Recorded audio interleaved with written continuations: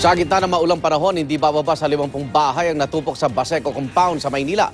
Isang napabayang kandila ang pinagbulan umano ng apoy. Darito ang report ni Mav Gonzales. Matapos daanan ng ipo-ipo, sunog naman ang nanira sa Baseco Compound sa Maynila kagabi. Hindi bababa sa 50 bahay ang nadamay sa sunog na umabot sa ikatlong alarma. Nagsimula raw ang apoy sa bahay ng isang alias Payat.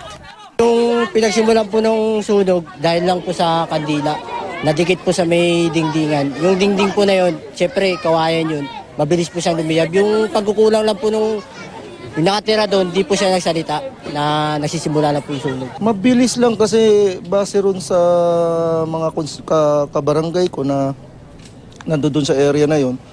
Merong isang bahay kasi na nagtitinda raw ng gasolina. So ang bilis nung kalat ng apoy, paglakas. Tapos medyo masikip pa yung kalsada roon, papunta roon. Yan nahirapan din yung bumbero pumasok. Sa kalagitnaan naman ng sunog, may isang lalaking nahiwa ng yero ang paa. Pasado alas 9 ng gabi, idineklara ng fire out. Inaalam pa ang kabuuang halaga ng pinsala. Ito ang unang balita sa Maynila.